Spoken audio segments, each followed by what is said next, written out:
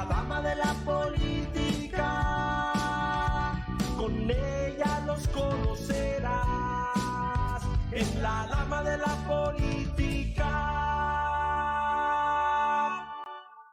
Hola, ¿qué tal? Muy buenos días, bienvenidos y bienvenidas sean a este su programa, La Dama de la Política. Hoy estoy muy contenta de tener en este set a un personaje de México maravilloso. Es una persona que se dedica a hacer cosas increíbles para que todos estemos bien informados y para que todos estemos bien documentados. Hoy está con nosotros Salvador Borrego, director de la casa encuestadora Saba Consultores, un gran amigo, mi maestro de escuela, y de verdad me siento muy honrada de tenerlo aquí con nosotros. Un aplauso fuerte para Salvador Borrego. Gracias, Marla, un gusto. Qué orgullo, maestro, Como que siempre, está usted válgame aquí Dios sentado del conmigo. cielo. De verdad. No, hombre, por favor, sí. Un placer, como siempre, verte, saludarte. Y bueno, pues, sí, efectivamente fuiste mi alumna, pero no en la primaria, sí. No, en la maestría. Pues, en la maestría, en la ESPE. En la ESPE, y le decía yo, me acuerdo que llegaba tarde y le decía, maestro, pero mire, yo no soy como esto, yo sí le entiendo porque soy ingeniera. Y le daba mucha risa. Y me decía, pues demuéstrame en las calificaciones que sí le entendiste. Entonces, muy padre, la verdad, haber sido su alumna. Era una clase súper entretenida y aparte, pues nos daban mucha información en ese momento que nosotros estábamos empezando a tratar de desmenuzar las campañas electorales, y con usted aprendimos, yo en lo personal aprendí mucho y sigo aprendiendo de cada programa, de cada entrevista que lo veo, y por eso hoy para mí es algo de mucho orgullo que usted esté aquí siendo quien es. Pues de verdad, gracias, muchas gracias por estar aquí. No, por favor, sí, un placer.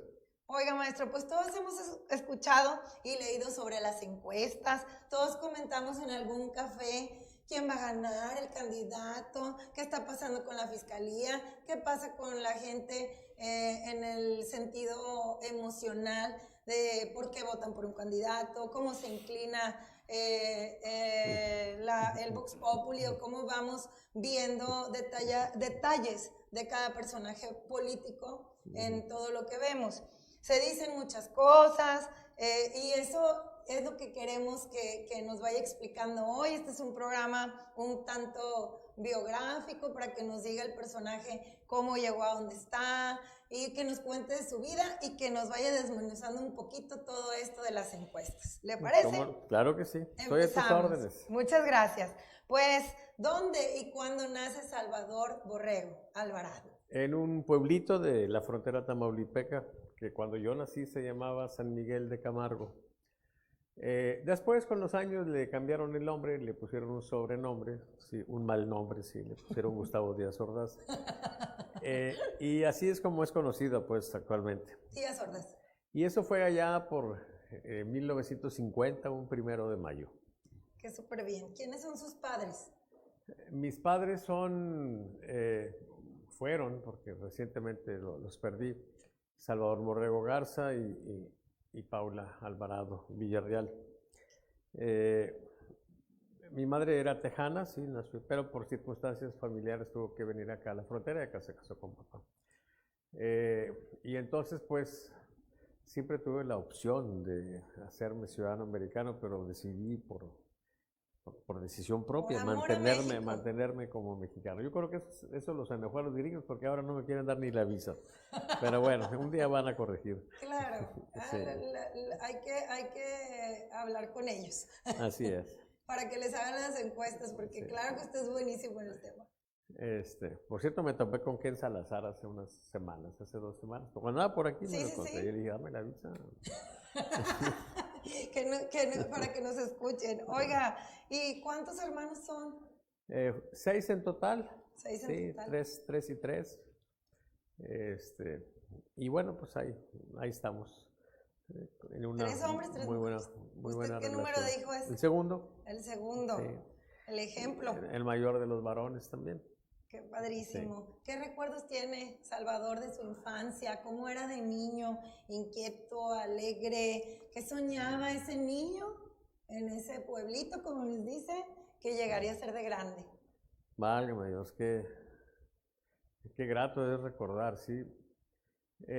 Yo creo pues que ha sido una bendición para mí haber nacido en una familia, pues, que hoy podríamos tipificar de clase media, con lo suficiente para que la infancia de todos nosotros estuviera concentrada en la escuela y en el juego. En aquellos lugares, en aquellas épocas, no había televisores, eran los espacios grandes, era la seguridad, podríamos decir que absoluta. Era a los 4 o 5 años irme a la lucha libre y regresar a la medianoche a la casa sin que hubiera ningún temor. Era jugar béisbol, era jugar pues atrapar tarántulas, jugar canicas, trompo, etcétera. Así, una infancia muy intensa. Y bueno, pues es un pueblito muy pintoresco en cierto modo, sí. Lo más sobresaliente quizás es un chalán ahí que tienen para cruzar el puente, que es activado pues por 4 personas que les tiran, sí. Por eso yo digo que es un equipo que funciona con 4 güeyes de fuerza. Y entonces, bueno, pues fue una infancia maravillosa, la verdad, es muy, muy grata. Y luego ya me fui a los 12 años a Río Bravo, Tamaulipas. Por eso normalmente cuando me preguntan de dónde soy, digo que de Río Bravo, porque pues ya ahí fue más de ahí para acá, sí. Pero sí, fue una infancia muy, muy, muy bonita, muy bendecida, porque pues en aquellos años no había seguridad social, o sea, una enfermedad grave y pues prácticamente no había forma de atenderla de manera adecuada. Aunque bueno, mi abuelo, pues gringo, cuando había una emergencia de esas, pues ahí entraba el quite, ¿no? Claro. Bueno, gringo o mexicano, pues también. Él era de Nuevo León, se fue para allá y entonces allá se estableció, pues, durante mucho tiempo. Como mucha gente, ¿verdad? Sí, Que se claro, iba y sí. emigraba y que muy chiquitos y se establecían y se dan una gran vida. Sí, Yo sí. también tengo familiares que desde los 15 años ya cruzaban, trabajaban, hicieron su familia y su casa allá con gente de Estados Unidos y eso se daba mucho y yo creo que se sigue dando en ese factor. Claro. De los migrantes, de la migración. ¿Qué carrera decide estudiar, maestro? ¿Por qué? Bueno, yo estudié la primaria y la secundaria acá en la frontera y luego la prepa la hice en Ciudad Madero, Tamaulipas, muy próximo a Tampico. Con la idea de ir luego al Politécnico. Había mucha incertidumbre, muchas dudas sobre qué ingeniería estudiar. Un día me di cuenta que las carreras que me iban resultando atractivas eran las que tenían la mayor cantidad de cursos de matemáticas. Wow. Y entonces dije, bueno, pues a lo mejor lo mío es estudiar matemáticas. Claro que había una serie de ideas pues descorazonadoras, te decían, si vas a estudiar matemáticas, primero no vas a salir, es muy difícil. Segundo, si sales vas a estar loco. Sí, decían. Y tercero, si no quedas loco vas a ser pobre. Entonces, pues estaba así un poco como la oración del camionero, ¿no? Que dice, Dios mío, claro. Sí, que no me asalten, sí, si me asaltan que no me violen. Sí, si no me maten, sí, que no me maten, que no me violen. Si me violan, pues que no me guste. Y si me gusta, que no me falte. Entonces, un poco ahí, ¿no? Era así, te planteaban un esquema muy, muy terrible. Sí, era tenebroso porque a nadie le gustan las matemáticas. Así es. Pero tenía un profesor español, sí, un profesor español.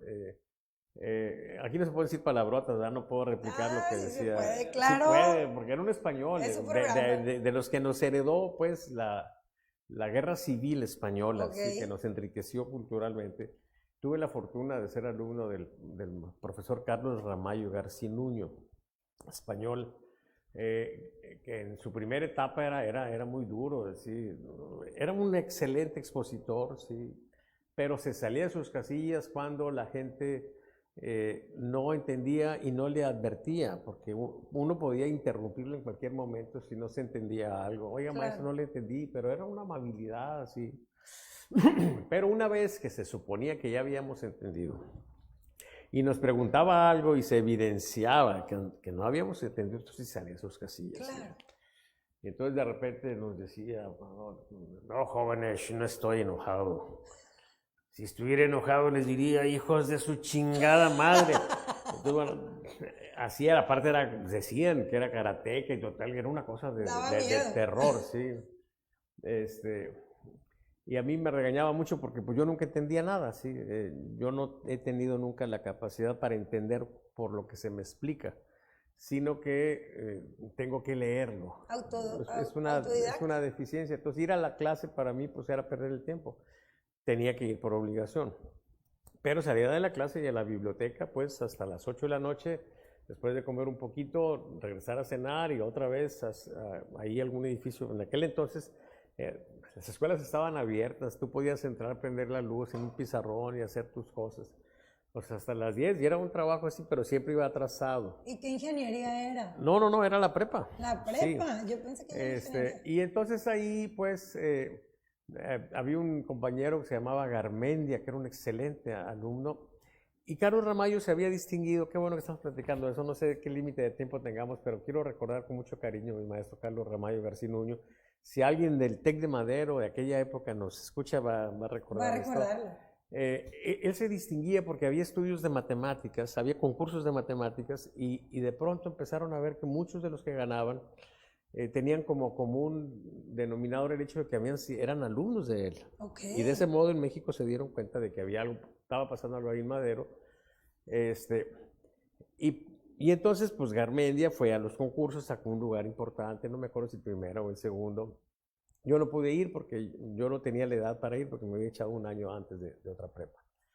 Pero cuando llegan los exámenes semestrales, después de que a todos nos reprobó y nos puso 6 así de misericordia, el examen primero semestral, pues Garmendia saca 8 y yo saco 10.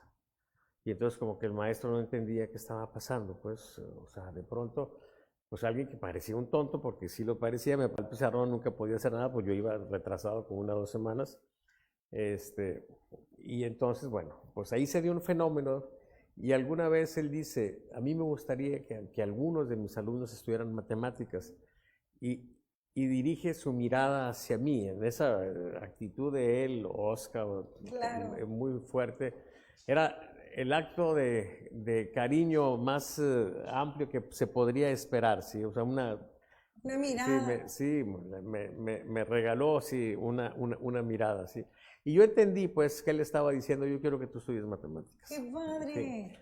Y entonces, bueno, pues... y es que, maestro, cuando te identificas mucho con alguien, ajá, tú quieres ser quieres seguir ese patrón conductual. Sí. Entonces, qué bonito que influyó de esa manera ese maestro en usted. Sí, alguna vez ya después nos preguntó que por qué estábamos las cosas así. ¿Tenés ahí problemas con un examen? Yo le dije, pues es que yo creo que le tiene miedo, maestro.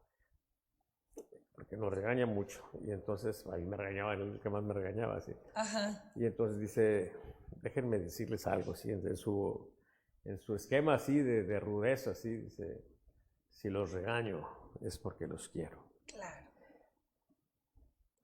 A veces no nos enseñan otra forma. Y no, yo creo que no puedo dejar de emocionarme, tuve que respirar, ¿sí? Porque dice, y al que regaño más es al que quiero más. ¡Ay, sí, qué bonito! Y bueno, eso me marcó para estudiar matemáticas. ¿Y lo vio terminar su carrera? No, se me fue antes. No, estudié matemáticas, pero yo quería ser profesor de matemáticas. Y quería ser profesor de matemáticas como mi profesor Ramallo, de prepa. Claro. Y para ello, entonces me entré al normal superior para estudiar pedagogía, para ser pues un maestro que me permitiera disfrutar pues de dar clases, ¿sí? Con la pedagogía. Así es. Era la intención de estudiar pedagogía, no se abrió la especialidad, pero había otra que es orientación vocacional, que tenía en aquel entonces pues casi un 70% de materias en común. Y eso fue lo que terminé. Terminé la carrera de normal superior como profesor de educación media y fui un feliz profesor de preparatoria por unos 10 años.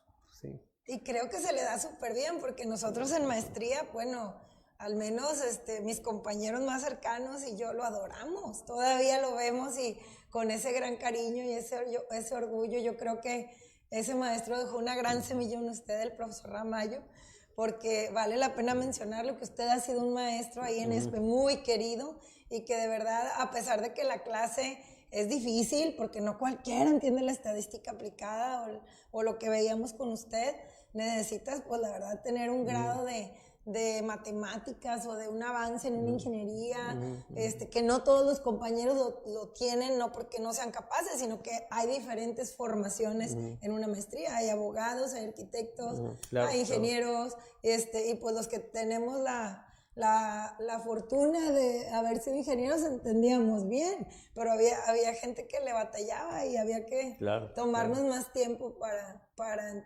comprender un poco la estadística, pero es algo bien bonito.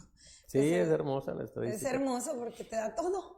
Sí, te pone la estadística es como las morenas, ¿sí? O sea, pasan y como que no llama mucho la atención, ¿sí? Pero ya cuando uno se acerca a lo suficiente, entonces ya se entera uno de que... Maestro tan hermoso.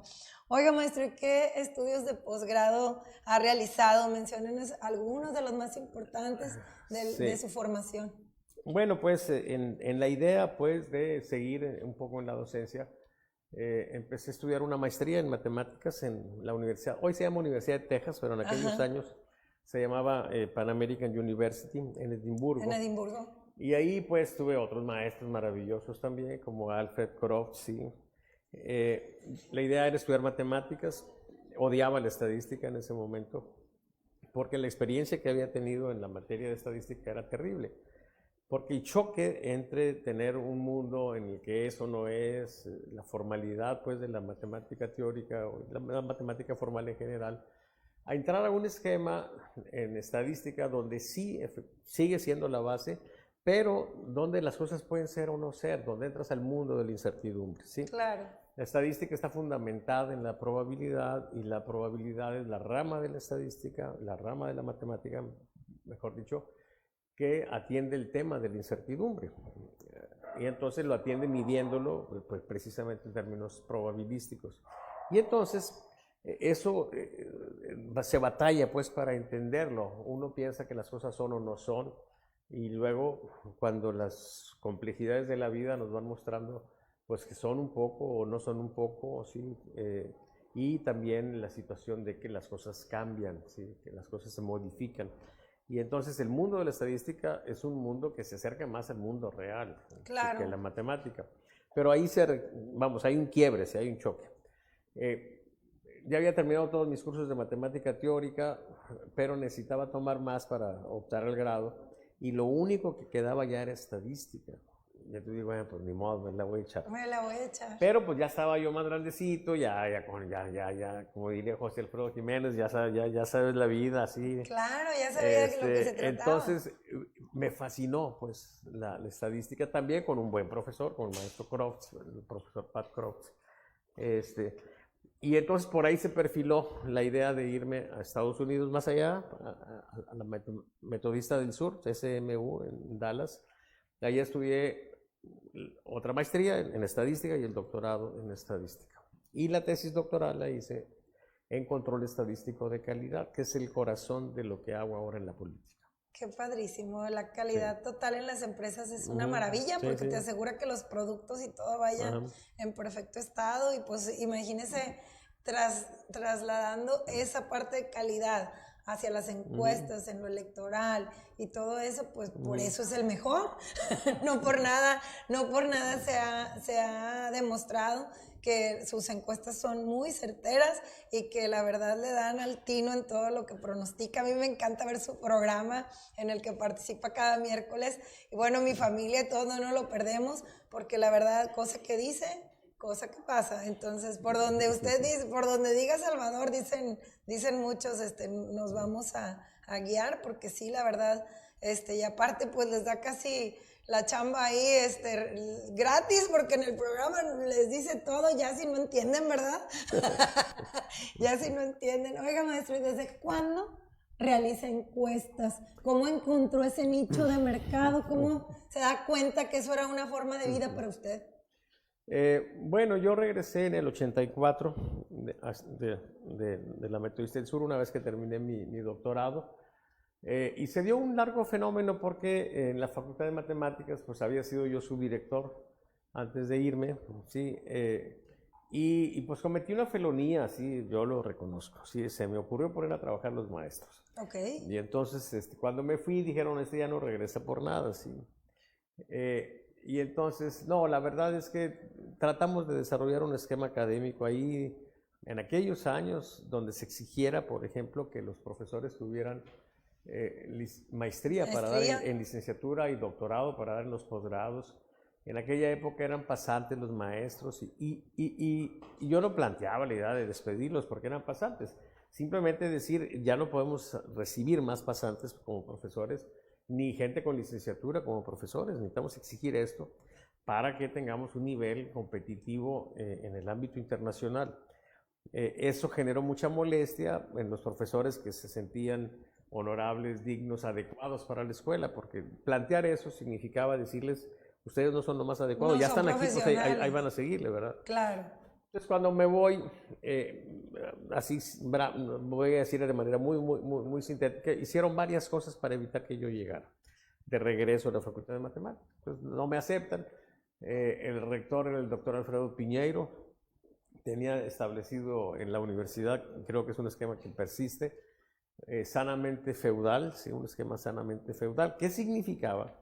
Que los directores de las escuelas podían hacer ahí lo que les diera la gana. Claro. Sí, a condición de que le respondieran a la rectoría con el voto de ellos mismos en el consejo, del consejero maestro, del consejero alumno, y que se metieran también en el control de la delegación sindical. Y entonces ha vivido una situación de armonía porque las políticas generales universitarias en el consejo no tienen ningún problema a cambio de que los directores hagan lo que les dé la gana. Si el director es una persona sensata, pues eso va a ser muy bueno para la escuela. Si el director es un pues patán, pues entonces pues va a ser patanerías en su escuela. Y se han generado pues los feudos que tenemos en la universidad, donde hay escuelas que han hecho un trabajo admirable y hay otras pues que han hecho un trabajo deplorable. Pero claro. Bueno, voy con el rector, le digo esto, me dice no puedo hacerlo por esta razón, pero pues yo tengo mi propio feudo. Si usted quiere venirse conmigo, yo lo recibo de 1000 amores. Entonces me fui con el doctor Piñeiro a trabajar en medicina. Estuve 3 años trabajando en medicina, en investigación médica. Todavía de repente estoy asesor a médicos que están en sus tesis de posgrados. Y entonces estaba medio a gusto, pero no era exactamente lo que yo quería. Y entonces dije, bueno, si no voy a ser profesor de matemáticas en la Facultad de Matemáticas, por lo menos aplicar las cosas en las que yo me he especializado, que era el control estadístico de calidad. Y entonces fue un peregrinar en las empresas, pues como no tenía experiencia y aparte tenían antecedentes míos de que era de izquierda y había sido estudiantil, pues, entonces como que no les gustaba. Hasta que un día pues se les complicó todo, ¿sí? Y nadie les podía resolver un problema que tenían en una empresa del grupo Alfa en fibras químicas. Y entonces dijeron, bueno, háblale a ese loco que dice que sabe eso. ¿Sí? Y entonces entro a la industria. Ahí, al poco tiempo, bueno, yo fui ahí porque ellos eran clientes, deben de seguir siendo clientes en la línea textil industrial de Euskadi. Y les pusieron un ultimátum, si no arreglas estas cosas de calidad, entonces ya no te vamos a comprar. Y al poco tiempo ya salieron más o menos. Un poquito después les dieron el premio más importante que Euskadi daba en el tema de calidad. Y bueno, yo tenía oficina ahí en la planta, acceso a las 24 horas. Tenía secretaria, cuando en aquella época los directivos se compartían a las secretarias, claro. Sí. Y también tenía computadora, cuando en aquella época la computadora se les permitía a los ingenieros por 1 o 2 horas, dependiendo de la jerarquía que tuvieran, ¿sí? Sí, no había para todos. Entonces, pues yo tenía todo eso, era una condición realmente muy buena. Muy cómoda. Un día iba caminando por un pasillo y me dicen, oiga, tiene usted una llamada. Me llamó la atención, pues. Total que tomo la llamada y me habla una voz así imperativa, así, de una mujer que era la secretaria particular de Sócrates Rizo. ¡Ándele! Dice, el licenciado Sócrates Rizo lo espera hoy a las 5 de la tarde en el partido. Y a mí me dio risa y dije, ¿con qué autoridad me convoca así, ¿no? ¿Usted no lo conocía? No. Pero teníamos amigos en común, claro. La gente de izquierda, ¿sí? Y entonces ya voy con él, pues así un poco molesto, ¿sí? Más que molesto, un poco intrigado. ¿Y esta gente por qué se toma esa atribución de ser tan imperativa? Era la actitud de la dama, ¿sí? Margarita García, ¿te acuerdas? Sí, cómo no, claro. Y entonces pues ya llego con Sócrates, lo saludo, teníamos muchos amigos en común. Él ya era gobernador, Sí. ¿no? No, él llega como Presidente. presidente estatal del PRI. Del PRI. Y entonces ya me dice, mira, necesito esto, que me ayudes en las encuestas, checa lo que está haciendo en Estados Unidos, en Francia. Y le digo, mira, lo que están haciendo en Estados Unidos y en Francia está mal. Y lo que están haciendo aquí también. Y se está haciendo mal porque la gente que está metida en este tema no son estadísticos. No te preocupes Claro. por eso. Yo te voy a hacer las encuestas bien. Lo que necesito es que me consigas a alguien que sepa de política para que interprete los resultados. Y entonces ya me manda pues con otra persona, David Cantú, Sí, cómo no. que luego fue procurador. Sí. Y así empezó el trabajo en el ámbito de las encuestas. Claro que yo ya había hecho una encuesta en la zona huasteca, en un proyecto de las universidades de Tamaulipas, Hidalgo, todas las universidades de la Huasteca, ¿sí? Que es Tamaulipas, Veracruz, Hidalgo y San Luis Potosí. San Luis Potosí. Entonces las 4 huastecas. Y entonces, pues establecimos el esquema y todo eso, y pues esa experiencia estuvo ahí. Y luego, no sé si antes o fue después eso, en el 86, en el norte había un problema de que querían hacer una encuesta. Hay quienes dicen que fue la primera encuesta político-electoral que se hizo en el país. Yo no estoy seguro de eso. Pero habían contratado a un gringo, según he leído algunas crónicas, y por alguna razón no pudo. Okay. Y entonces alguien les dice, oye, hay anda un estadístico, ¿por qué no lo buscan? Y entonces por ahí del 86 hicimos la primera encuesta político-electoral para las elecciones municipales. Era el director editorial Ramón Alberto Garza, mi compañero ahí con Gregorio, claro, los miércoles. Y entonces pues empezamos a adquirir esa experiencia. Y para mí eso fue interesante porque me regresaba a la política, ¿sí? Sin meterme a la política. Entonces yo podía pues tener la comodidad de estar en el ambiente político sin pagar el precio, porque sí se paga un precio por estar en la política activa. Y encontré pues ahí un rinconcito muy agradable en el que todavía estoy ubicado. Qué padre. ¿Y con qué personajes políticos le ha tocado hacer encuestas directamente que le digan, a ver, ayúdame en esto a nivel nacional y estatal? Mi primer cliente gobernador fue Jorge Treviño, ¿sí? A quien le guardo pues un cariño muy especial, pero durante el periodo de gobernador con quien tenía la relación era con Óscar Guerra Ibáñez, que era el que estaba en comunicación social. Sí. Años después sí hemos coincidido mucho y hemos convivido, sí, Jorge Treviño y yo. Pero después yo creo que el gobernador para mí más importante con el que he trabajado pues ha sido Sócrates Rizo, porque la mentalidad de él era más científica, es más científica. Y entonces tuvimos ocasión de aprovechar de manera muy amplia la estadística. Y entonces desarrollé muchas cosas ahí. Por ejemplo, un día,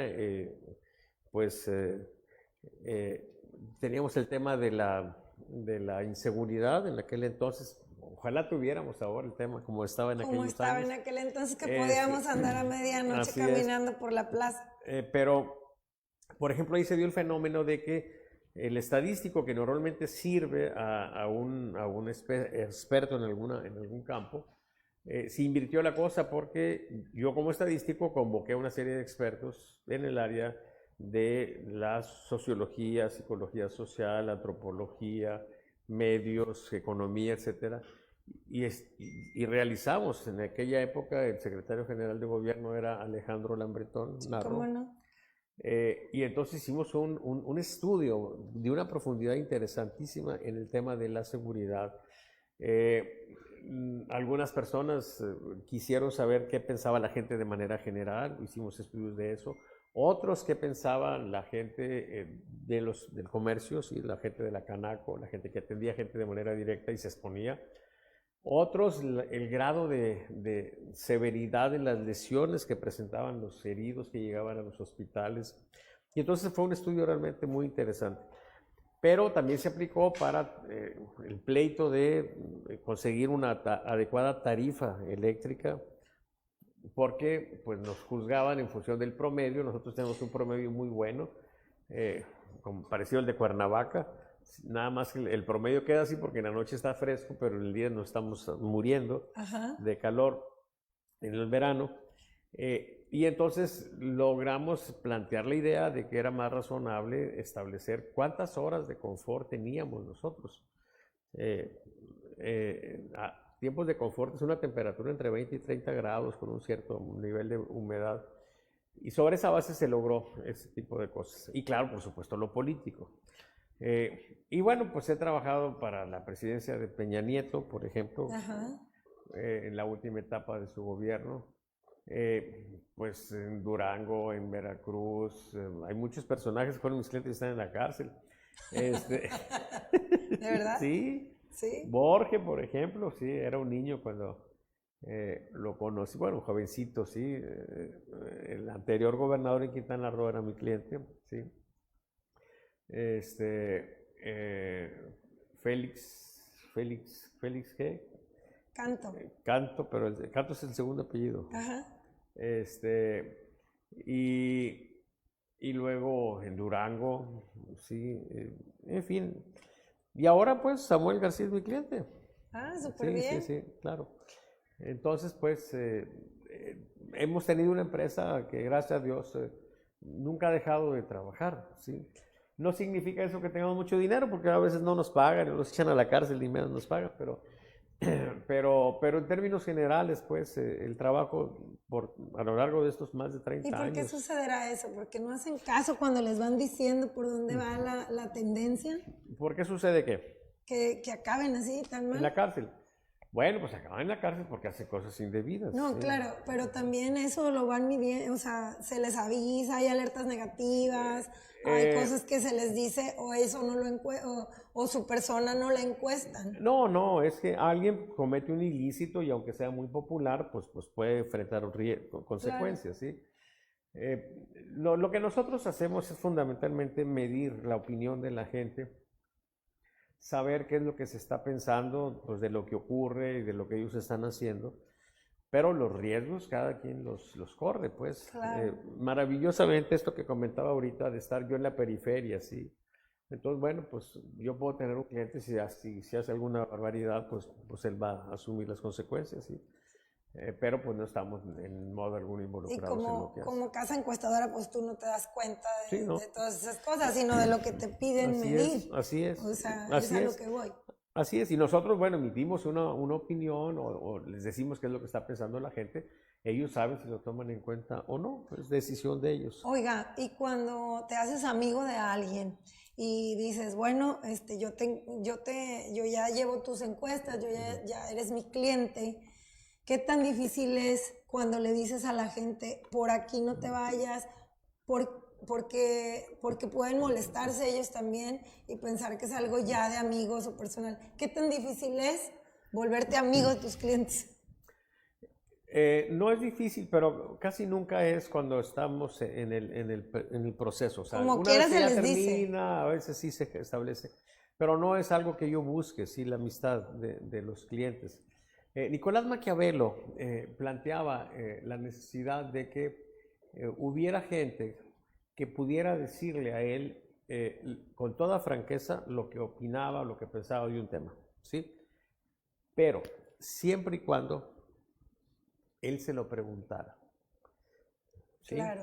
O sea, en el caso de nosotros, pues es nuestra chamba, ¿sí? Informarle, ¿no? Lo que Hasta te ahí. piden. Pero una opinión, pues, solo que ellos la pregunten, solo que ellos la planteen. Porque de otro modo, pues, pueden ellos estar escuchando cosas que no les interesa escuchar. Es como la situación aquella de que los emperadores romanos, cuando llegaban triunfantes, había un pelado que estaba atrás que les decía, recuerda que eres mortal. Claro. Recuerda que eres mortal, para que no se inflaran, ¿sí? Yo no tengo el dato comprobado, pero yo me imagino que cuando terminaba el desfile, el emperador decía, ya mátame porque ya me cayó gordo, ¿sí?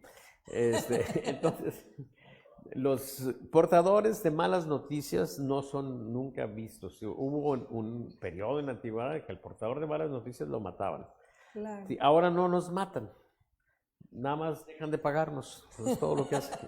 Pues deberían de tenerlos más, Eh. más cerquita y más aceitados, ¿no? Porque les estás diciendo la verdad y es una realidad. Bueno, pero a veces no sucede así. Claro. No, incluso a veces, por ejemplo, yo he tenido problemas aquí en Nuevo León con personajes que me han planteado cosas que no les he podido resolver porque son indebidas o me he negado rotundamente. Como por ejemplo, pásame un reporte. Oye, pero ese reporte te enteraste de que existe, pero tú no eres mi cliente, yo no te pago un reporte, salvo que mi cliente me pida que te lo dé. O algunas otras gentes que quieren, oye, quiero que me le cambies aquí, quiero una encuesta, pero quiero que me salga así. La gente siempre piensa que quieren que los resultados sean más favorables, ¿sí? Pero claro, a veces hay circunstancias diferentes. Hubo un pelado que me dijo, oye, yo quiero una encuesta, pero quiero que se vea que estoy mal, porque quiero con esa encuesta ir a México para que me den más dinero para la campaña, porque yo empezando la campaña, pues, por supuesto que no accedí.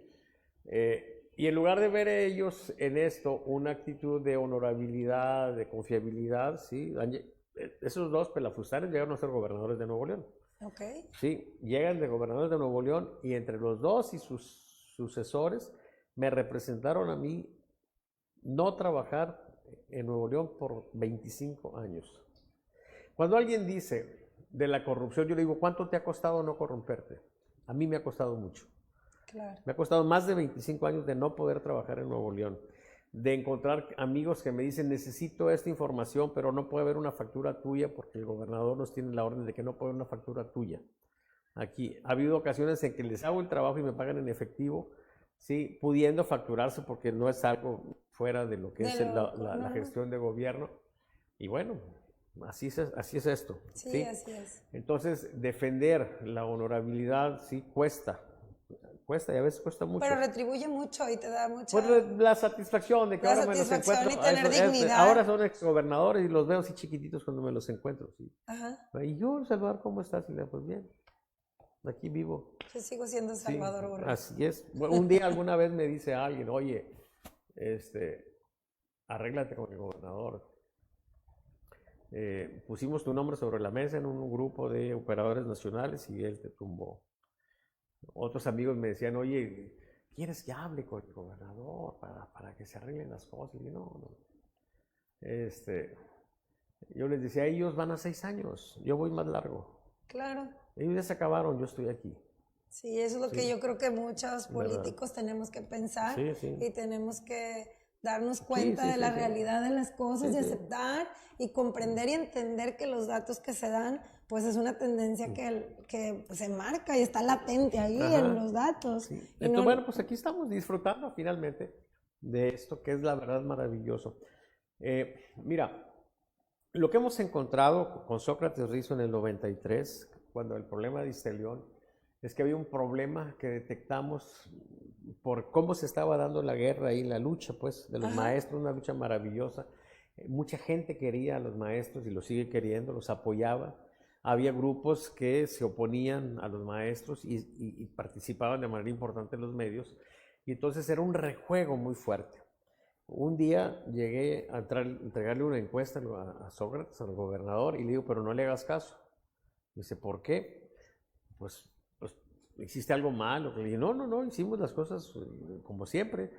Pero yo le pedí la opinión a la gente hace 3 días. Y ayer pasó esto muy fuerte, antier pasó esto otro muy fuerte. Y es absurdo pretender que no se modificó de cuando yo les pregunté ahora. Y sobre esa base empecé a ver cómo íbamos a resolver el problema de las encuestas. Y caí en la conclusión de que el problema era que la opinión pública se estaba modificando, en este caso, más rápido de cómo era. Antes medías tú, te tardabas 3 días en el trabajo de campo, más días, luego en analizar, luego en dar el reporte, y le entregabas al cliente 10 días después un reporte, y los datos que estabas entregando correspondían a la realidad, porque no se había modificado. Claro. En ese fenómeno de dinamismo del 93 por lo de Istelión, eso dejó de fallar, dejó de funcionar. caí en la cuenta de que a final de cuentas era un fenómeno de dinamización como en la industria donde yo trabajaba, se había dado en un proceso que arranca desde 1750 con la Revolución Industrial, llega a Estados Unidos en las cosas de la producción en serie, ¿sí? Sí. Y entonces ese dinamismo se atendió con una rama de la estadística que se conoce como control estadístico de calidad, justo mi especialidad. Y entonces lo que hice fue adecuar las técnicas y resolvimos el problema. Y luego, pues pasó ISSSTE León, volvimos todavía unos cuantos años más a la misma situación previa, pero yo de cualquier manera a mis clientes no les daba la encuesta, cuando me contrataban les daba el monitoreo, les daba todo. Ellos le ponían clip a todos los monitoreos, pues ellos no estaban buscando eso, lo que buscaban era simplemente el resultado de la encuesta. Pero llegó un momento en que llega Internet, llegan los celulares, llegan las redes sociales, y aquello que en el 93 fue algo especial se hizo común. Y la metodología esa que desarrollé se hizo imprescindible. Claro. ¿Qué sucede ahora? Bueno, alguna gente, los que son mis clientes lo entienden, otros todavía no lo entienden. Hoy estuve en un desayuno con Ricardo Monreal y le planteo algo y dice, es que yo no sé eso. O sea, yo no sé eso que tú haces. Le digo, pues andas perdido. Andas con las encuestas, andas perdido. Sí, yo creo que no le debe haber gustado, ¿no? Porque había dicho antes que él sabía qué estaba pasando y qué iba a pasar. Y bueno, pues andas perdido. Muchos políticos andan perdidos y están envueltos en una serie de fantasías. Y entonces esto no les gusta. Por supuesto, a los encuestadores no les gusta decirles que lo que hacen ya no sirve. Y a los analistas, ¿porque dejan de ganar? Y a los analistas que se basan en las encuestas, pues tampoco, les quitas una zona de confort. Y entonces, bueno, estamos en una situación donde mucho de lo que sigue siendo atractivo para las encuestas es que se usan como propaganda. Okay. Y eso es algo descarado, tú lo ves, tú sabes. Sí, claro. Lanzan en los periódicos cómo van y los manipulan a su antojo. Y ahí anda, sí. Pero un grupo cada vez, bueno, o sea, al menos suficiente para que yo tenga chamba, sí está captando esto y sí lo entiende. Y entonces, lo más relevante es que la idea nuestra era ver el problema de las encuestas en cuanto a la previsión que tú señalas hace rato. Pero cuando entramos ahí, caímos en la cuenta de que al irnos a otro campo de la estadística, que es el control, donde la idea que tienen en la industria es que las cosas salgan bien, prever los problemas, entonces se abrió un campo interesante, no solo para la predicción, sino para la previsión de riesgos y oportunidades. Es correcto. Y entonces, curiosamente, nos fuimos a un lado de la estadística con otra rama y nos viene a retumbar en que esa idea de prevenir, sí, es justamente lo que Nicolás Maquiavelo 500 años antes recomendaba como algo importante, cuando decía lo que todo príncipe prudente debe hacer es anticiparse con todos los medios a su alcance a los problemas, para que los atienda cuando empiezan, que es más fácil de resolverse. Es como la salud. ¿Para qué quieres corregir? Mejor prevén. Bueno, y justamente Maquiavelo, don Nicolás, pues, agregaba una cosa muy interesante, decía, es como la tisis, así se le decía entonces a la tuberculosis. Dice, al principio es muy difícil de diagnosticar, pero es fácil de curar. Es correcto. Sí, cuando evoluciona, es muy fácil de diagnosticar, pero es imposible ya curar. Y así son los problemas en los estados y en la política. Detectas un problema cuando empieza, tienes muchas posibilidades de arreglarlo a un costo, en muchos sentidos, muy bajo. Si lo dejas que corra, a veces crece y ya se te convierte en un problemón. Y entonces lo que hacemos nosotros ahora, pues, es esto. O sea, un trabajo de previsión y evaluación política, así se llama el sistema que nosotros tenemos. Y bueno, pues genera una condición competitiva importante. No significa eso, como dicen algunos locos, de que yo hago gobernadores y presidentes. O sea, bueno, hay gente que les cree aparte, sí. Claro. Pero bueno, sí, se llaman estrategas políticos. Bueno, bueno, cada quien, sí. Don Hermenegildo Torres, pues, ya ves que tenía una serie de gamas. Yo creo que no clasificó a los estrategas políticos, ¿sí? Tú conoces muchos de esos. Claro. Algunos muy famosos, sudamericanos, ¿no? Luego les dices algo y hay quienes se salen de sí porque los ofendes, ¿verdad? Sí. Oiga, bueno, maestro, sí. Y en palabras que todo el público de la dama de la política entienda y que comprenda, ¿Para qué nos sirve una encuesta? ¿Qué es el epicentro? ¿Qué es el hipocentro? ¿Qué es el top of mind? ¿Qué es una alerta negativa? ¿Qué es todo lo que ven en la televisión? Bueno, para empezar, eso no es el lenguaje de la encuesta, ¿sí? Ajá. Es el lenguaje del monitoreo. Del monitoreo. La idea es que ha habido muchos intentos en el mundo por resolver el problema de las encuestas y lamentablemente han sido esfuerzos fallidos. Yo esto lo desarrollé en el 93, lo registré con derecho de autor y tenía yo mucho miedo porque pues como empresa en esa época de seca, así marginado de aquí, anduve dando clases en el TEC, en la UDEM, volví a la industria a trabajar como consultor para soportar todo ese tiempo hasta que ya empecé a trabajar en otras partes. Pero sí me sentía en una condición de debilidad y como que escondí las cosas. Pero en el 2008 le fallaron en Estados Unidos en las elecciones primarias todas las encuestas.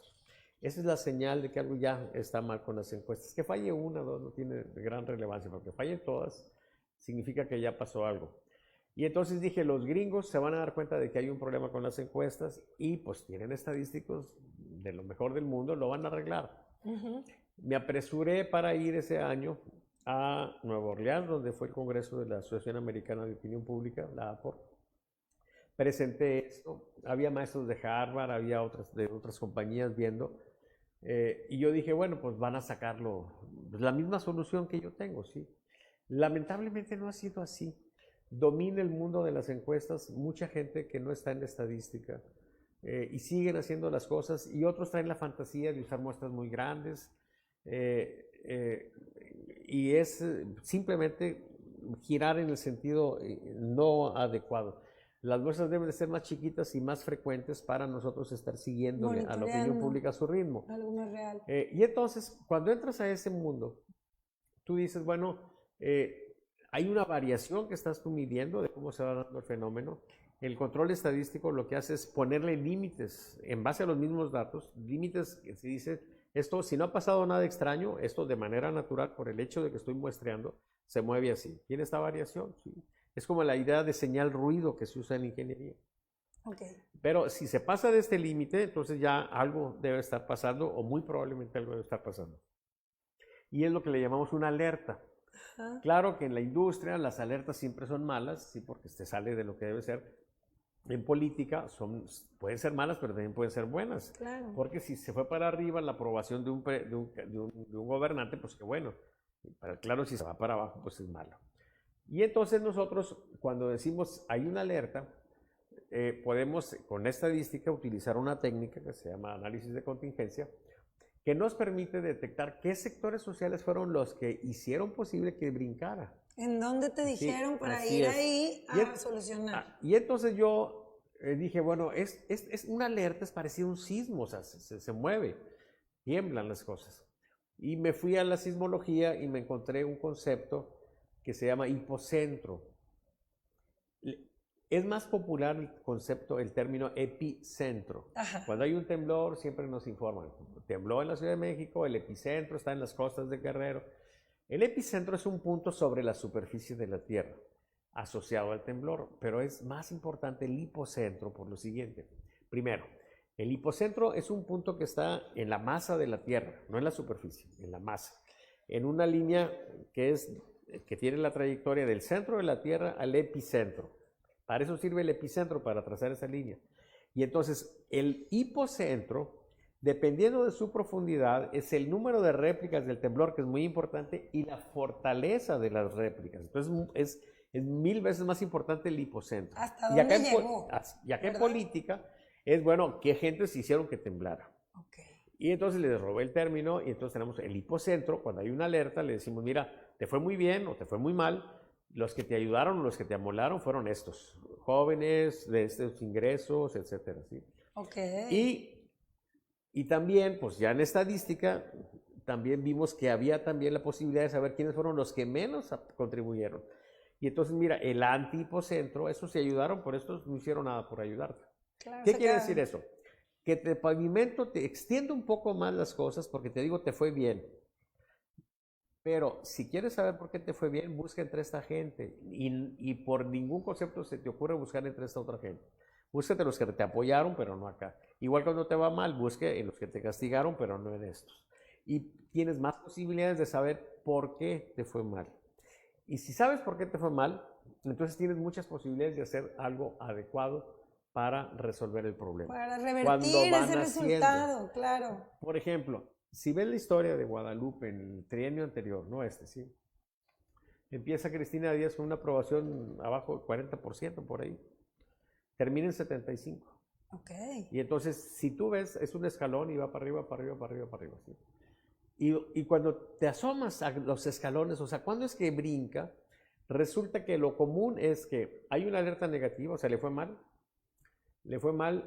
pero encontró que hubo algo, reaccionó correctamente y no regresa a donde estaba, sino que se va un poquito más arriba. Y luego hay otra crisis detectada oportunamente, atendida adecuadamente y vas brincando. Claro. Y esto entonces cambia mucho las cosas, porque hay políticos que les dices que les fue mal, claro, políticos muy pendejos, ¿sí? Que te dicen, no puede ser, ¿sí? ¿Dónde hiciste la encuesta? ¿Dónde esto? Claro. No, esos están jodidos, ¿no? Sí. Ok, pero el político que dice, a ver, déjame ver esto, lo atiendo. Mira, un problema bien atendido, pues siempre será bueno, ¿sí? Pero si es bien atendido a destiempo, de nada te sirve. ¿Sí? Siempre será mejor atenderlo a tiempo, detectarlo, por supuesto, claro. y atenderlo. En esa medida tú vas a tener una mayor posibilidad, ¿sí?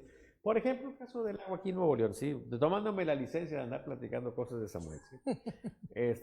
Yo creo que no nos va a ver, ¿sí? Si nos ve, espero que... No, sí nos va a ver. Si nos ve, espero que nos disculpe, ¿sí? Como dicen los árabes cuando hacen una fechoría, ¿sí? Alá sabrá comprender, ¿sí? Ya sabrán. Mira, el tema del agua hizo muchas locuras, en opinión de mucha gente. Oye, que andaba aquí, que andaba allá, pero la gente veía que el gobernador andaba buscando arreglar el asunto. Pues eso es lo que le premió. ¿Y tuvo un desgaste por lo del agua? Sí, pero ya se acabó. Duró 3 días. ¿Verdad? Se acabó. ¿Por qué? Pues porque la gente reconoce que se esté atendiendo el problema. Primero, que se reconoce el problema. Segundo, que se atienda. Sí, ya con eso tienes bastante. Claro. Si aparte lo atiendes bien, es otra cosa. Entonces la idea aquí es cómo tú puedes, teniendo mediciones adecuadas, oportunas, ir fortaleciendo tu condición, ¿sí? O sea, esto es un claro mecanismo para tú tener una condición de fuerza, ¿sí? En competencia o en popularidad o en aceptación de la gente. Doctor, para usted que lleva tantos años en esto, ¿cuál ha sido el trabajo político electoral que le ha dejado mayor satisfacción y que se haya cumplido el objetivo así al pie de la letra de lo que dijo?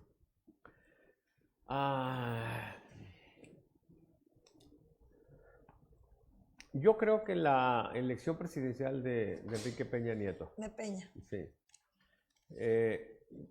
Que arranca en una experiencia desde la sucesión de él como gobernador, ¿sí? Igual que aquí con Jorge Treviño, el trato nunca fue directo con él, pero sí con una persona muy cercana a él, ¿sí? Que era Frank Guzmán. Entonces, la sucesión no, fue un paseo, o sea, realmente no hubo mucho de esfuerzo. Se ganó con mucha holgura la gubernatura, con Erubiel Ávila. Pero luego entramos al proceso de la precampaña, la campaña, y la campaña fue muy, muy intensa, ¿sí? Fue una situación donde se tenía una ventaja muy fuerte, pero luego en diciembre se da el infortunado asunto de la Feria del Libro y toda la ventaja que llevaba Peña Nieto la pierde. Sí. ¿Sí? De diciembre del 2011, que fue cuando fue esa Feria del Libro, a enero, o sea, un mes después del año de la elección del 2012, Enrique Peña Nieto había perdido toda la ventaja que tenía. Curiosamente, ninguna encuesta registró eso, o al menos no lo publicaron.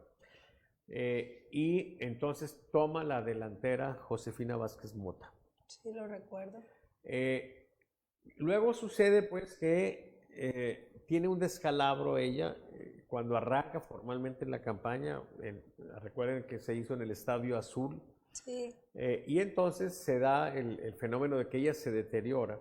Y entonces, en el afán de recuperar, como el que avanzó fue Peña otra vez, tratan de bajar a Peña Nieto y empieza una campaña muy fuerte señalando incumplimiento en las promesas que había dicho para el Estado de México. Y de manera clara, una campaña que emprendía ella en contra de Peña. ¿Qué es lo que pasó? Lo que siempre sucede. Sí logras que el que estás agrediendo baje, pero tú no subes. Ajá. El que se beneficia es alguien más. Y el que se benefició fue López Obrador. Ahí empezó a subir López Obrador. Y se hizo competitiva la elección. Muy parecido a lo que sucedió aquí cuando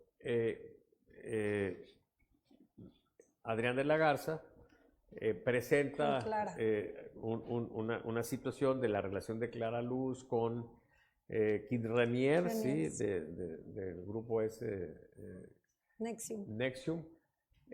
Y entonces sí baja Clara Luz, ¿sí? Pero no se beneficia Adrián, el que se beneficia es Samuel. Y entonces, ¿en qué terminó eso? Bueno, pues en que ganó Samuel. Allá en aquella elección del 2012, por poco gana Andrés Manuel López Obrador, pero volvió a equivocarse, como en la del 2006, ¿sí? Ese es un tema interesante. Como todos los días. Bueno, en la mañanera. La verdad se equivoca mucho, ¿sí? Pero volviendo a esa elección, sí, nada más para cerrar, el miércoles previo a la elección había un triple empate técnico en el 2012, un triple empate técnico. O sea, la elección del 2012 la pudo haber ganado cualquiera. La lógica política es muy interesante. ¿Por qué, de acuerdo a mis números, gana Peña Nieto y no Josefina o no López Obrador? Bueno, hubo dos errores. Okay. El miércoles previo a la elección. O sea, entonces, ¿qué errores fueron? Por parte de Josefina Vázquez Mota. Ese día se le ocurre a la señora nominar para la PGR a Felipe Calderón. Okay.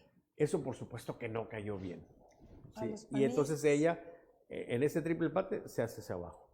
López Obrador cometió un error de omisión, como un pecado de omisión, porque ese día, ese miércoles, sus seguidores, después de cerrar el mitin de campaña, se encuentran en la calle Carlos Marín, con quien ellos han tenido y tienen diferencias muy fuertes. Y entonces lo agreden, lo vejan, ¿sí? No sé qué tantas cosas le hicieron, no sé qué le habrán agarrado, ¿sí? Pero lo humillaron. Fue algo feo. Algunas voces sensatas en Morena, que sí las hay, ¿sí?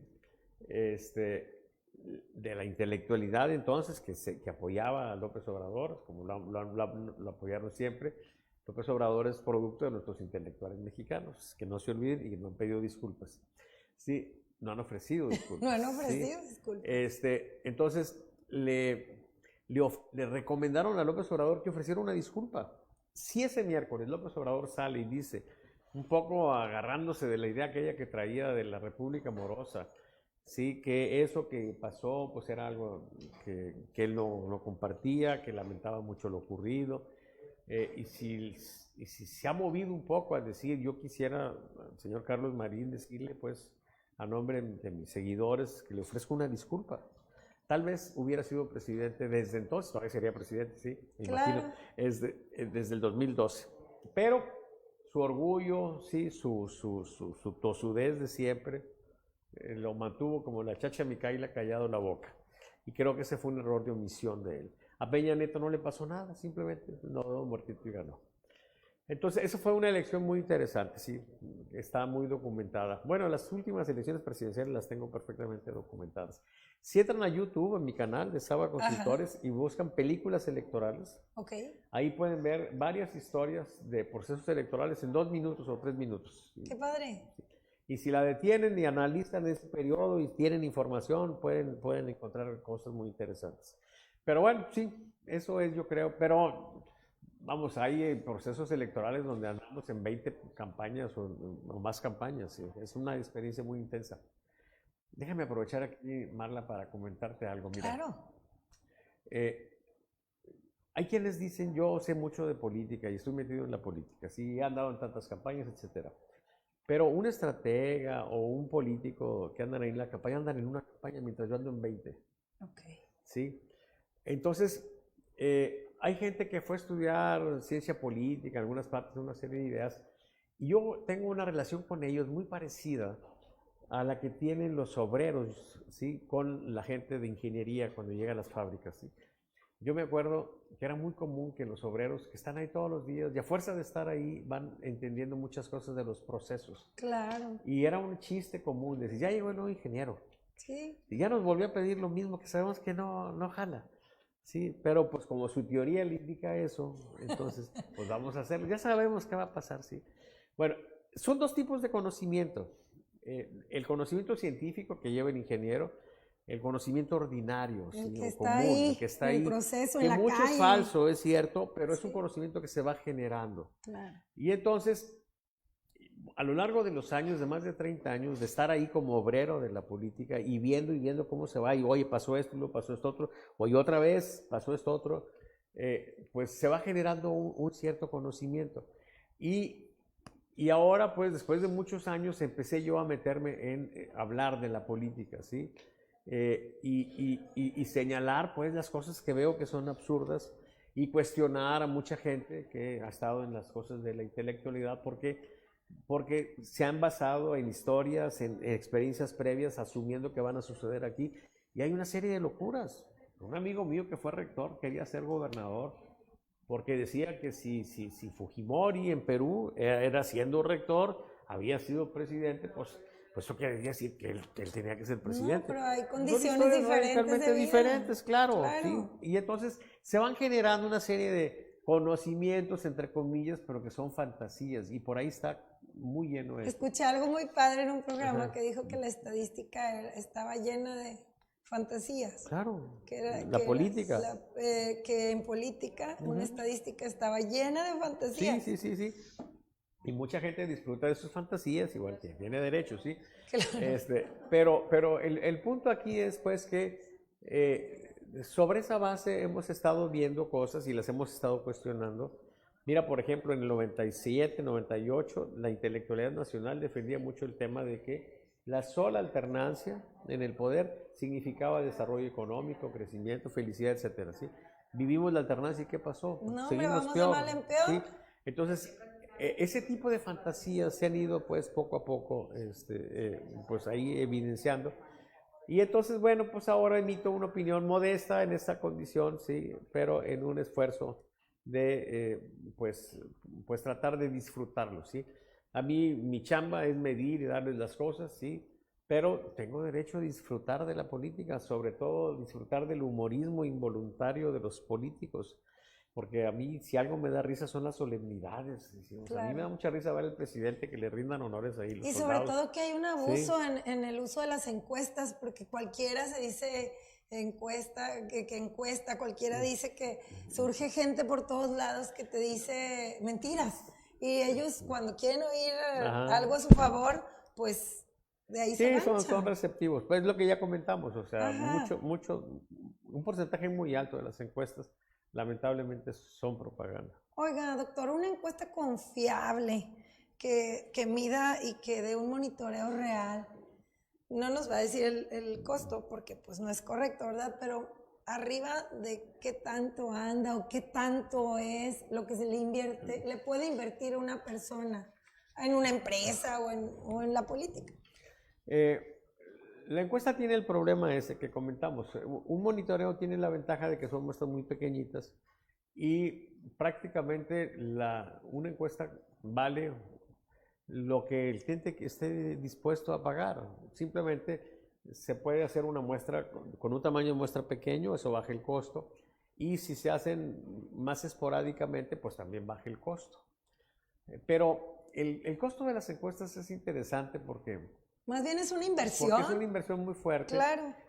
Y si se entiende bien la política, si se entiende como una en la que a final de cuentas lo que estás tratando es de convencer a una población. Yo juego mucho con la idea de que es una relación muy parecida a la relación amorosa, donde tú tratas de cautivar a una muchacha, ¿sí? la figura de poder se entiende como la figura masculina, independientemente de si es hombre o mujer quien está como figura de poder. Y el pueblo, sí, es la figura femenina, y yo me refiero a eso como la muchacha. Y aquí es muy importante, pues, entender que saber qué piensa la muchacha es importante. Si tú quieres cortejar a alguien, pues tienes que buscar sus puntos de interés, o sea, tienes que platicar de lo que crees que le puede interesar, y saber eso es valioso. En el momento, eso está en todas las películas amorosas, ¿sí? Cuando de Por eso repente, dice mucho en su programa que quiere la muchacha. Sí, que quiere la muchacha. Cuando, oye, no me digas que te gusta el teatro. Sí, me gusta mucho. Y si tú tienes información, a veces puede ser que no te guste el teatro, pero le vas a decir que te gusta para tener ahí un punto ahí de coincidencia. Claro. Y entonces, con respecto al costo, ¿sí? Cuando piensas en eso, tú dices, a ver, si te interesa mucho conquistar a la muchacha, y a los políticos les interesa mucho conquistar a la muchacha, yo les digo, mira, si te preocupa el costo, tienes que tomar en cuenta lo siguiente, ¿sí? Como diría Gustavo Adolfo Bécquer, Ajá. para que se entienda por qué es importante gastar. Decía Bécquer, de lo poco de vida que me queda, diera con gusto los mejores años por saber lo que a otros de mí has hablado. Es correcto. Y de esta vida mortal y de la eterna, lo que me toque, si me toca algo, por saber lo que a solas de mí has pensado. Entonces, las encuestas, sí, son como el divorcio. Claro. ¿Sí? ¿Por qué cuestan tanto? Porque lo valen. Claro. Son costosas, pero aparte valen la pena. Así ¿verdad? Es. Contestar la pregunta Ajá. para toda nuestra audiencia. ¿Hay alguna medición actual en el tema de la fiscalía? Vamos a pasar a un tema muy peculiar, que es el tema de la fiscalía ahora en Nuevo León. Todo esto que ha sucedido de que el gobernador Samuel García veta a Adrián de la Garza, que dice que no, ¿a él le sube popularidad? ¿A quién? ¿A Samuel? No creo que sea un tema, no creo que sea un tema que represente alguna situación en cuanto a popularidad. Yo creo que es una lucha de poder ahí, y la gente pues va a tomar decisiones. Es claro que es una lucha de poder equilibrada, porque en el Congreso el PRI y el PAN tienen la fuerza. El gobernador tiene el derecho de veto, pero siempre será bueno que haya una relación pues de respeto y de armonía entre dos poderes, en este caso pues independientes. Se dice mucho que hubo un acuerdo que se está rompiendo. Habrá que ver, yo no tengo comprobado eso. Pero bueno, pues también en esto se toman riesgos. Sí, y uno de los riesgos es precisamente el riesgo de enfrentar consecuencias por un acuerdo que no se respetó.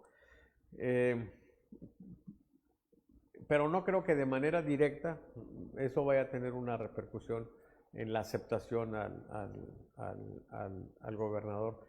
Una cosa curiosa aquí es que en términos generales la opinión pública se mueve sobre cosas menos trascendentales, ¿sí? Porque sí, esa claro. es una cuestión trascendental, porque va directamente ligado a la cuestión fundamental del tema de inseguridad, que es el principal problema no solo de nuestro estado, sino de los municipios y también de todo el país. Claro, y luego se inscribieron 63, 65, sí. Más o menos, ¿verdad? Ajá, es que le daban 20,000 pesos a los que se inscribieran, entonces no tú no te inscribiste. ¿Sí? No me siento ni con la capacidad adecuada para fungir eso, pero la verdad se me hace que sí deberían de considerar. Bueno, y han hecho alguna encuesta para ver quién es la persona más votada de esa gente. Qué bueno que haces esa pregunta, porque se parece mucho a la pregunta que están haciendo ahora sobre quiénes deben de ser consejeros en el INE y quiénes deben de ser magistrados en el TRIFE. Ajá. Mira, este no es un problema de qué es lo que piensa la gente. La gente va a emitir una opinión, en este caso, por ejemplo, a nivel nacional, en función de si algo le gusta a López Obrador o no le gusta. ¿Sí? Claro. Sus seguidores están para complacerlos. ¿Sí? Es como si tú haces un concurso para ver qué niño bailó mejor en un jardín de niños y le pides a las mamás que se pongan de acuerdo, pues claro que los que bailaron mejor fueron los de ellas.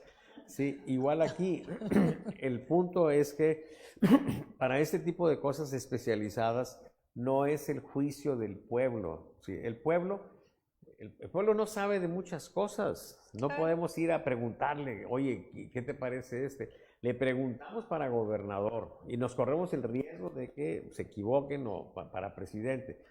Ni modo, así está la democracia.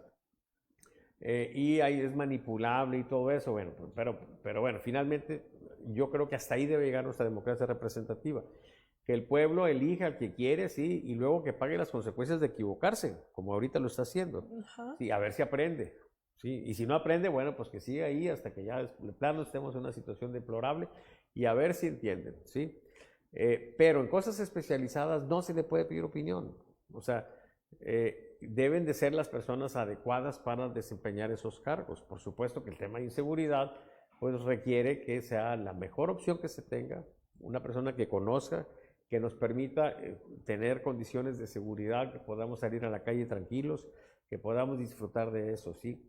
Y bueno, pues ¿quién va a ser? Pues hace muchos años, no es el caso ahora, sí, pero hace muchos años, al que ponían era al peor malandro que te encontraras. Sí, en los pueblos, o sea, el más bandido, sí, lo hacías jefe de la policía y ese te controlaba a todos. Bueno, sí, pues claro que si lo sometes a votación, pues no van a votar por él, pero pues se va a hacer bueno ahora porque va a tener la chamba aquí. Había un profesor que se distinguía aquí hace muchos años, no me acuerdo cómo se llamaba, por ser un director que sus escuelas eran pero fabulosas. O sea que el gobernador no va a poner ni al más especializado ni al más capaz, sino a lo que él quiera, ¿o qué? Bueno, Pero está el Congreso. Pues mira, en política, pues la clave siempre y en muchas cosas de la vida es la conciliación, ¿sí? Ojalá que encuentre un punto donde se concilien sus deseos con la capacidad. Ajá. Sí, lo grave sería que sus deseos fueran a costa de la capacidad de la persona. Como en la locura esta de López Obrador de decir 90% de lealtad, 10% de capacidad. La primera locura ahí es pensar que el mundo se da en un eje, el mundo se da en muchos ejes. Claro. Es lealtad, deslealtad. En ese eje lo quiero aquí. Y luego hay otro eje, capacidad, ¿sí? Si muy inteligente, muy pendejo, ¿sí? Entonces, ¿dónde lo vas a escoger? ¿Sí? Lo vas a agarrar aquí en la parte de arriba y aquí también en la parte de arriba, una persona inteligente y también leal. Eso es lo que tú necesitas. Pero en una mente simple, lineal, ¿sí? Izquierda-derecha, también hay una serie de caminos tan izquierda-derecha. Multiverso. Por supuesto, es izquierda-derecha, Claro. es honesto, es feo, bonito. A ver, una muchacha, por ejemplo, se quiere casar, ¿sí? ¿Qué quiere? A lo mejor una muchacha quiere que sea rico, bueno, que lo agarre rico. No más que sea rico. Sí, bueno, pues ahí está rico, y pues está muy gacho. Sí, bueno, pues es rico. Pero es rico. Ah, no, bueno, entonces, ¿sabes? No, entonces hay otro eje donde pues no esté tan jodido, ¿verdad? Sí, o sea, está rico, más o menos guapón. ¿Qué es lo que para ti es más importante? Que tenga mucha lana. Bueno, aquí lo agarras más cargado a la derecha. Sentimientos, y aquí, maestro. pues ya de perdido, que no esté tan jodido, ¿no? O sea, que de perdido ya esté más o menos aquí lo agarras, ¿sí? Claro. Pero puede haber otras variantes. Puede haber también, oye, la clase, el nivel educativo, qué tan amable es conmigo. El mundo es mucho más complejo. Claro. Gente sencilla, simple, vamos a decir, muy primitiva, como nuestro presidente López Obrador y muchos otros, ven las cosas en una sola línea, izquierda-derecha, ¿sí? Tuvimos una situación muy interesante ahora, el domingo pasado, ¿sí? O antepasado, el antepasado, gana Lula. Ok. Y entonces, euforia en los seguidores de López Obrador y la 4T, ganó la izquierda, ¿sí? Y luego, los fans, sí, como los fans de AMLO, ¿sí? Disfrutan mucho de ganar, pero disfrutan más de que el otro pierda. Claro. Sí, como los Tigres y Rayados, ¿no? Sí. Hay gente que festeja mucho, un La Tigre envidia, festeja mucho la porque envidia. ganaron los Rayados y viceversa. Ok, bueno. Entonces, ¿qué pasó de pronto que vieron que la gente que no está con López Obrador no estaba abatida? Estaban contentos. ¿Por qué? Pues porque ellos estaban en otro eje, el eje racionalidad-populismo, ¿sí? Y había ganado de los dos candidatos el más racional, porque Bolsonaro es el AMLO brasileño. Okay. Y entonces se da una situación curiosa que evidencia que de pronto nosotros a lo que le estamos dando prioridad, pues es no solo a la izquierda, a la derecha, en la parte ideológica, sino la racionalidad y racionalidad. Y otras variables que se pueden establecer para ver el mundo político con toda la complejidad que tiene. Entonces, bueno, pues esa es la situación. Ya la gente lo hace, ya la política están metiendo como la emoción, el sentimiento, ya es un caso sociológico, ¿no? Siempre ha estado ahí. La orientación al voto es más emocional, más superficial de lo que se pensea, de lo que se podría desear, lamentablemente. ¿Sí? El voto racional es una fantasía, pero siempre los historiadores, los economistas tratan de darle una racionalidad a las cosas. Y pasó esto por esto y esto otro, ¿sí? Y todo eso le niegan mucho el rol protagónico que en la vida tiene, pues, la pendejez. Oye, ¿por qué pasó? ¿Por qué perdió la derrota esta Napoleón? No, pues porque se pendejó, nada más, se acabó. Se nos pagan esos 5 minutos. Y pues sí, entonces yo creo pues que es un reto importante porque se tiene que tener gente capaz y al mismo tiempo que conecte con la gente, y ahí pues estamos un poco atrapados. Hay muchos libros que se han estado publicando últimamente que nos van dejando muy claro cómo es este tema actualmente. Hay uno que se llama AMLO, el poder del discurso populista, de Luis Antonio Espino. Es un libro, los tres son libros recientes. Otro libro es Amado Líder, de Diego Fonseca. Es un libro abultado, pero vale la pena también leerlo. Y el último es el libro La revancha de los poderosos, de Moisés Naim. Esos libros nos dan una idea muy, muy interesante de cómo estamos ante una situación muy complicada, que tiene muy grandes probabilidades de empeorar todavía más. ¿Y si se religen más? Y bueno, tenemos como sociedad un reto importante, pues, para tratar de salir de esto. Por lo menos creo yo, al menos a mí me conformaría mucho, que lográramos un poco de racionalidad.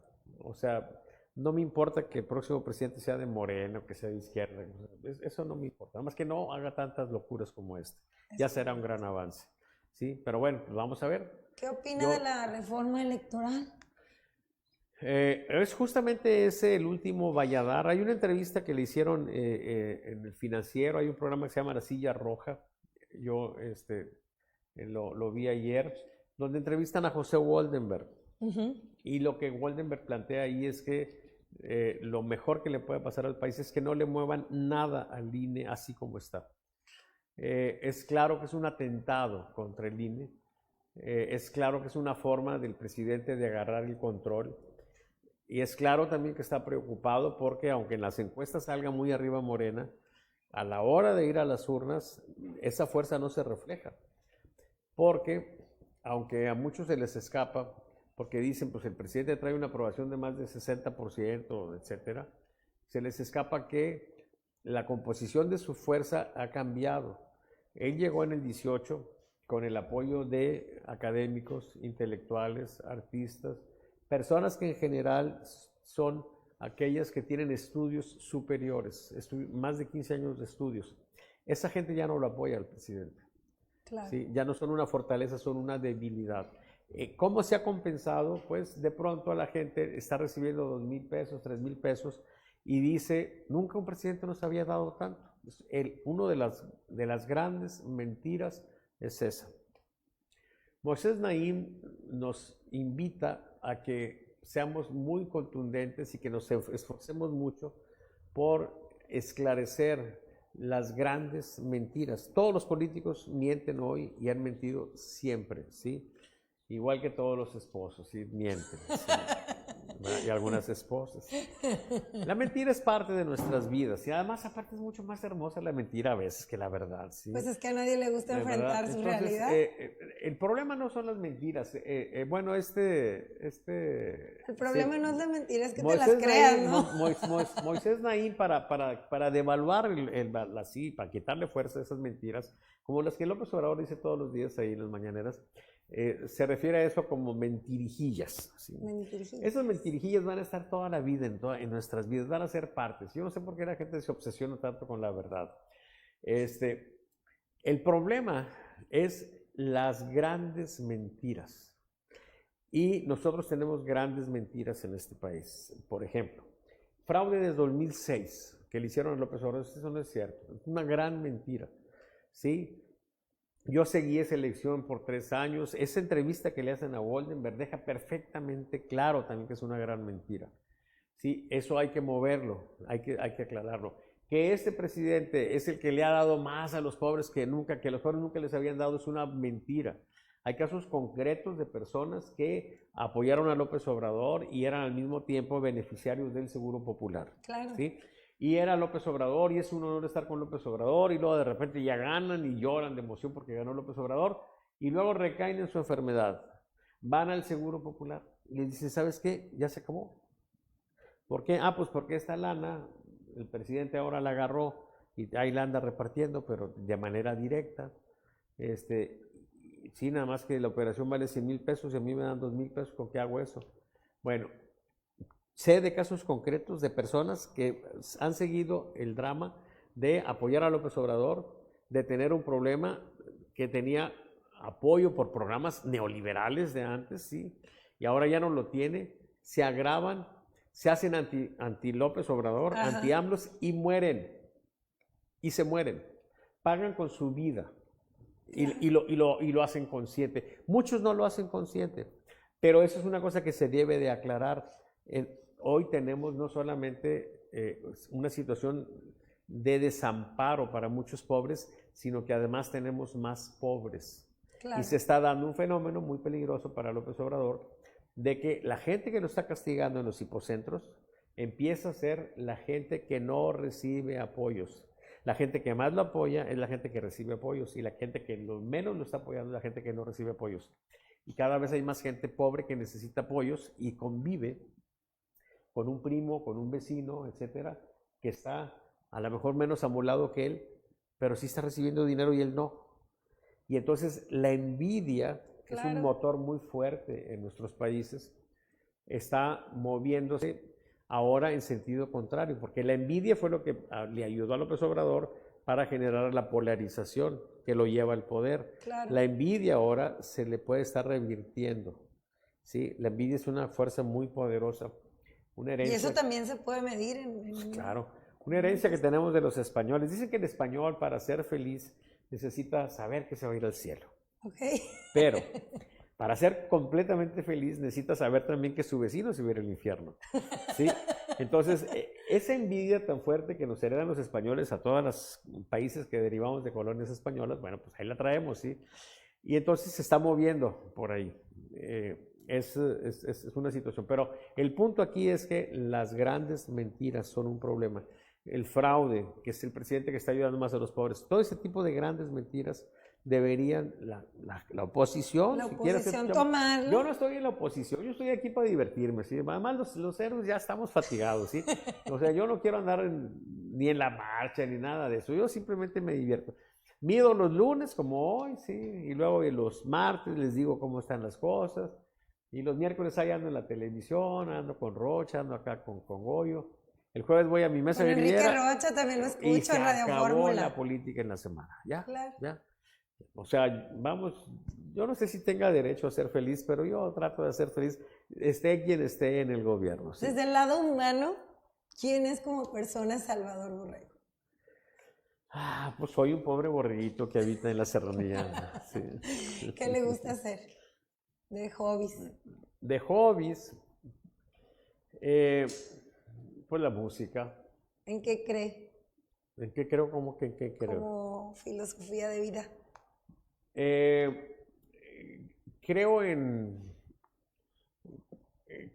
Creo que es esta vida una oportunidad que recibimos para disfrutarla, para gozarla.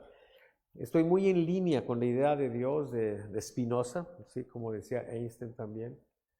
Una idea pues en la que nosotros hemos venido aquí a disfrutar. Claro, ser felices. Ser felices. Y entonces, pues, hasta en las desgracias encontrar a veces el lado cómico, no abatirnos, pues, por nada. Y sobre esa base, pues, entre las múltiples bendiciones que nos ofrece la vida, a mí me gusta mucho la música, pues. Entonces, mi semana está llena de eso. El jueves, después de la grillera, ya estoy pensando en qué voy a cantar el sábado. En la cueva. En la cueva, sí, en mi Díganles cueva. a todos, invítenlos. Están invitados todos, no van porque no quieren. Bueno, no caben muchos, sí. Pero sí. Tiene un lugar bohemio en el cual todos los fines de semana, los sábados, sí. se reúnen a cantar. ¿Dónde está, maestro? Dígale a la Está en Cumbres, muy cerca del cruce de Leones de Leones con Cima. Ajá. Por ahí, en el cruce de Leones con Cima, va a ser una cuadrita más para arriba y luego una cuadrita a la derecha y está enfrente. Es una casa normal, con 2 cocheras, la del lado derecho. Es el sótano de mi oficina. Ok. Tiene una acústica muy, muy, muy, muy buena. Y ahí nos reunimos cada semana, de 6 a 8, la gente que quiera cantar ahí, canta con mis músicos.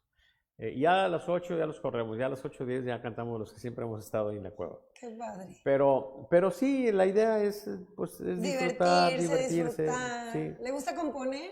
No. Escribe, No. ¿Toca algún instrumento?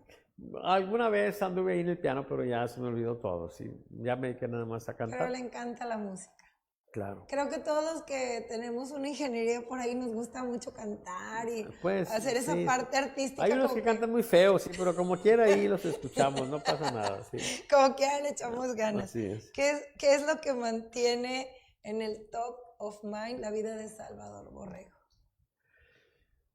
Yo creo que en la vida lo que está más arriba siempre, muy cerca de los otros, pero no son los hijos, sí. Claro. Casi igualito que los padres, sí. Es correcto.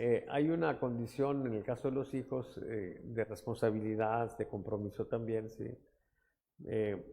Pero pues fundamentalmente es eso, sí, disfrutarlos. Y creo que es una de las cosas pues que más he disfrutado y también la que más digamos que nostalgia me genera, ¿sí?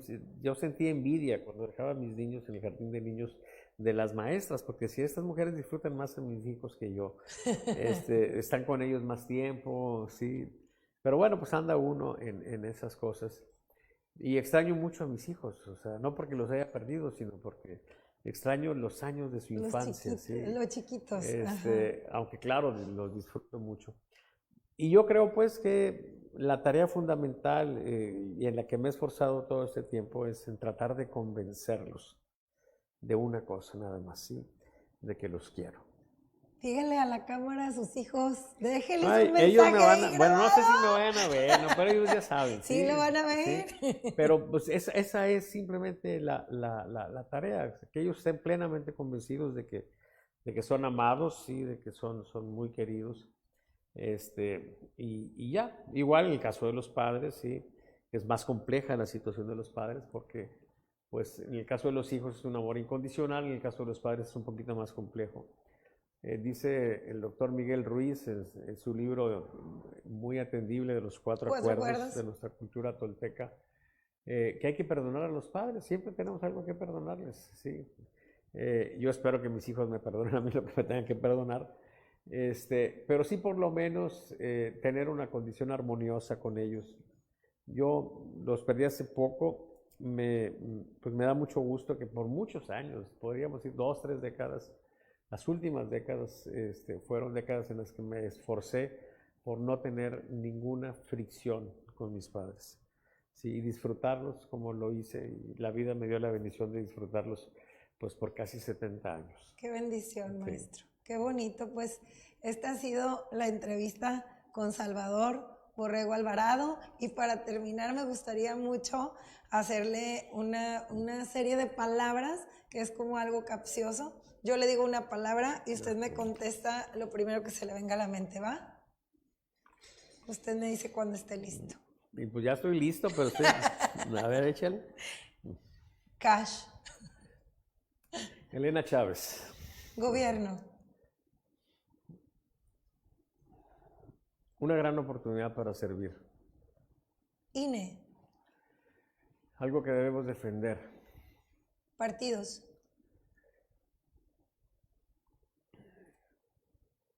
Micropolítica.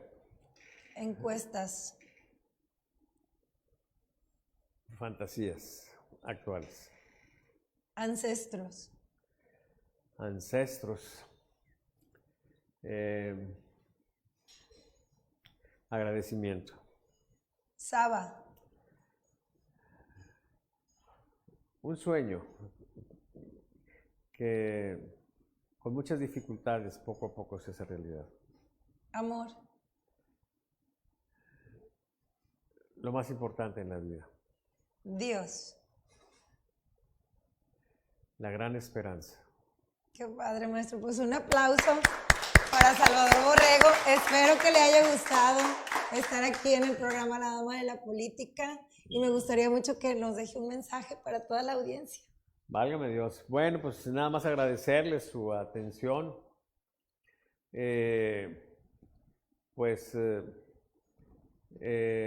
Decirles que es importante que concilien la obsesión por ser felices con la responsabilidad que hoy tenemos en este país. Yo creo que se pueden conciliar, yo creo que es muy importante que reflexionen en lo que está pasando, que busquen algunos autores, estos que les acabo de comentar, que platiquen con personas que ustedes tengan cercanas, ¿sí? Para que tomen la responsabilidad un poco colectiva de que nosotros podamos avanzar en el rumbo de la racionalidad, ¿sí? De que tengamos una condición de mayor concordia, de mayor cercanía, de menos enfrentamiento. Lo que más daño nos está haciendo en México es la polarización, que estemos divididos, que no platiquemos, que nos hayamos irracionalizado. Miren, una de las cosas más graves hoy en día es que dejamos de pensar, dejamos hasta de conmovernos, ¿sí? Por ejemplo, el caso extremo de los niños con cáncer que mueren por falta de medicamentos y de pronto alguien dice, no, es una propaganda en contra de López Obrador. O sea, estás viendo que el niño se está muriendo y Claro. Estás viendo esos casos. Entonces, yo creo pues que ojalá que en estos meses que siguen tengamos la condición de renovar la esperanza de que el país tenga una condición más favorable, ¿sí? Donde haya menos pobres, donde haya menos desigualdad y por supuesto también donde haya más seguridad, más justicia. Y bueno, pues si no podemos conseguir mucho, por lo menos debemos de tratar de no amargarnos, ¿sí? De ser felices con lo que tengamos, con lo que nos acomodemos. Para eso pues nos ayuda mucho la capacidad, es un derecho humano que tenemos, individual y colectivo, pues de sernos pendejos, ¿sí? En el caso extremo, ¿sí? Pero traten de ser felices, ¿sí? Claro que sí, maestro. Pues muchas gracias. Esta ha sido la entrevista con Salvador Borrego Alvarado, el mejor estratega del país. Déjeme le doy un fuerte abrazo porque ya sabe que yo lo quiero mucho. Y es un verdadero gusto que haya estado aquí con nosotros. Él es Salvador Borrego, aquí en La Dama de la Política. Compartan, repliquen el programa, porque es muy importante que todos ustedes nos compartan y hagan difusión para este tipo de programas. Muchas gracias a todos. Dios les bendice y nos vemos próximo martes, 8 de la mañana. La Dama de la Política soy yo.